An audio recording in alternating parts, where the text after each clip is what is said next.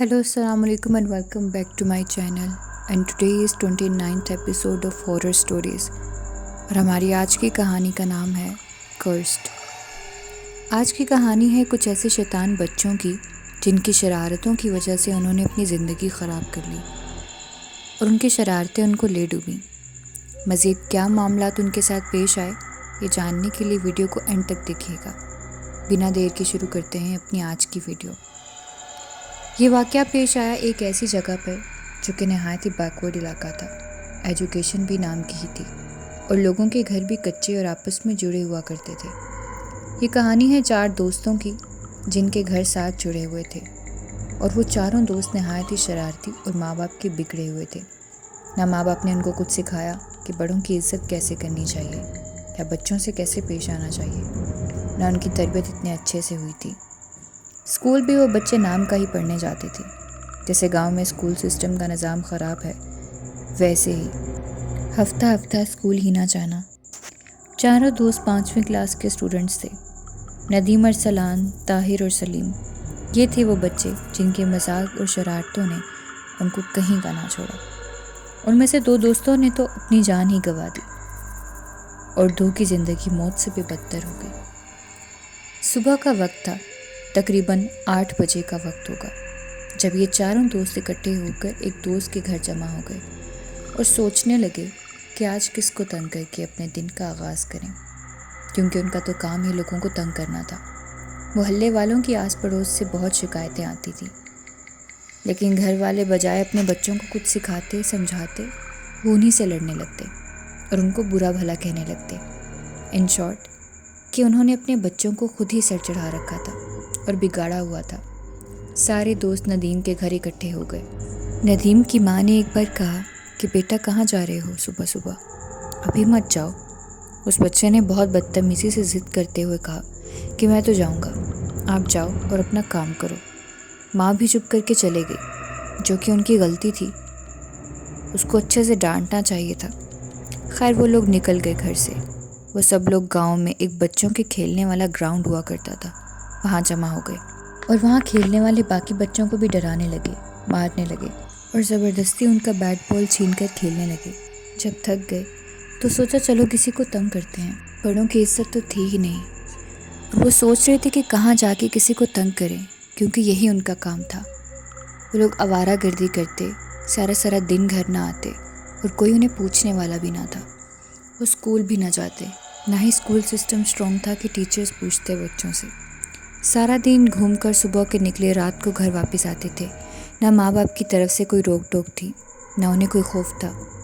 خیر وہ لوگ سوچ ہی رہے تھے کہ اتنے میں ان کے دوست ارسلان نے کہا کہ یار میں نے سنا ہے کہ اس گاؤں میں ایک بوڑھی اماں رہتی ہیں جو کہ پاگل ہے اور ان کے پاس ایک جن بھی ہے.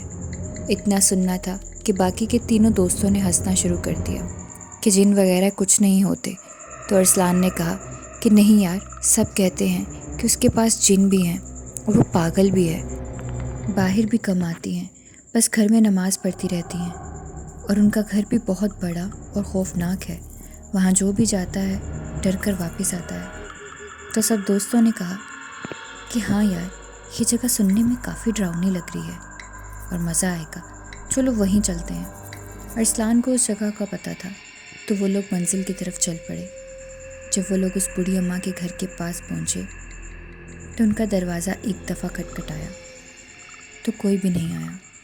پھر انہوں نے دوسری مرتبہ بھی دستک دی. دوسری دفعہ کی دستک سن کر بھی کوئی نہ آیا. کیونکہ وہ بوڑھی اماں ضعیف تھیں تو ان کو آتے وقت تھوڑی دیر لگ رہی تھی. اتنے میں ان بچوں نے بہت زور سے دروازہ بجانا شروع کر دیا.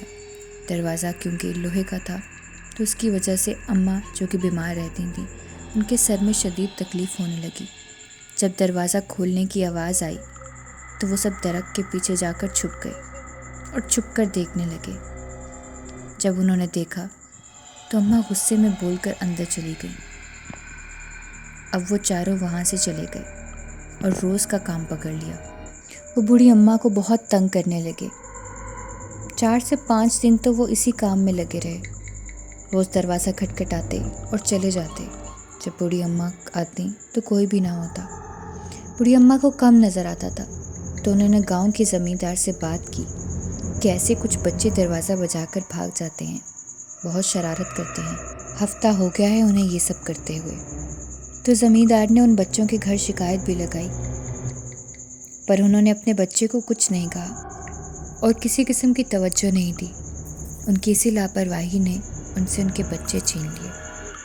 جس دن ان چاروں کے ساتھ ایک خوفناک واقعہ پیش آیا، اس دن وہ چاروں دوست تیار ہوئے اور انہوں نے سوچا کہ ہم چاروں پٹاخے لے کر جائیں گے، اور بوڑھی اماں کو تو نظر بھی کم آتا ہے، تو پتہ بھی نہیں چلے گا کہ کون آیا تھا۔ ہم کسی بہانے سے انہیں گھر سے باہر بلائیں گے، جب وہ دروازہ کھولیں گی، باہر جھانکیں گی، تب تک ہم چپکے سے اندر چلے جائیں گے۔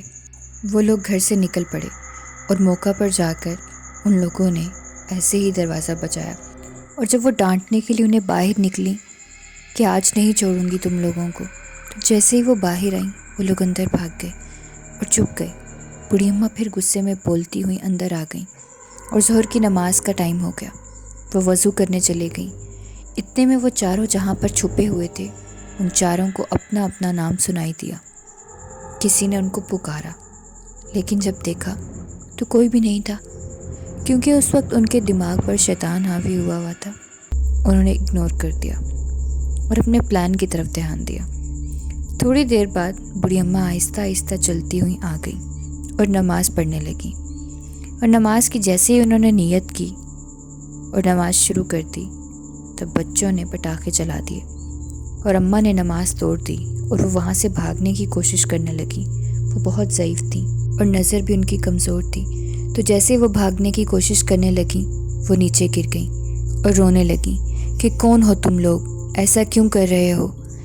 ایک دم ان کو بالکل دکھنا بند ہو گیا۔ تو وہ چاروں جان بوجھ کر ان کو نہ دیکھنے کا فائدہ اٹھا کر جنات کی آوازیں نکالنے لگے کہ ہم جن ہیں، تمہیں مار دیں گے۔ وہ اس طرح کی فضول باتیں کرنے لگے۔ پہلے تو بوڑھی اماں ڈر گئیں، بعد میں ان کو سمجھ آ گئی کہ آواز سے تو یہ وہی بچے ہیں۔ ان اماں کی ہر بات پوری ہوتی تھی۔ انہوں نے روتے ہوئے بد دعا دی کہ تم لوگوں نے مجھے بہت ذلیل کیا ہے، تم لوگ بھی ایسے ہی برباد ہو جیسے میرا مذاق بنایا ہے، مجھے تکلیف دی ہے، میں تمہاری زندگی بھی اسی تکلیف میں گزرے۔ وہ ہنسنے لگے اور بوڑھی اماں کا مذاق اڑانے لگے کہ ہاں ایسا ہی ہوگا جیسے تم کہو گی۔ اتنے میں وہ لوگ وہاں سے نکلنے ہی لگے تھے۔ دو دوست تو باہر نکل گئے، لیکن ندیم اور ارسلان اندر ہی رہ گئے۔ اس کے بعد کیا ہوا؟ کیا واقعی بوڑھی اماں کی بد دعا انہیں لگ گئی کہ صرف ایک بد دعا تھی؟ کیا کوئی اور چیز بھی تھی جو ان سے بدلے کی منتظر تھی؟ یہ جاننے کے لیے آپ کو انتظار کرنا پڑے گا اس کہانی کے سیکنڈ پارٹ کا، جو کہ انشاءاللہ کل آئے گا۔ آپ کو یہ کہانی کیسی لگ رہی ہے کمنٹ سیکشن میں رائے ضرور دیجیے گا۔ اگر اچھی لگ رہی ہے تو بھی بتائیے گا۔ اس کے سیکنڈ پارٹ کے ساتھ انشاءاللہ کل دوبارہ حاضر ہوں گی۔ اور اگر آپ کو ہارر سٹوریز اچھی لگتی ہیں اور آپ نے ابھی تک میرا چینل سبسکرائب نہیں کیا، go and subscribe my channel, کیونکہ یہاں پہ آپ کو ہارر کانٹینٹ سے بھری ہوئی سٹوریز ملیں گی۔ ہٹ دا بیل آئیکن تاکہ آپ کو میری سٹوریز اور میری ویڈیوز کی نوٹیفیکیشن ٹائم پر ملتی رہے۔ ملتے ہیں اس کہانی کے سیکنڈ پارٹ کے ساتھ، تب تک کیجیے انتظار، اپنا رکھیں خیال، مجھے دیجیے اجازت، فی امان اللہ۔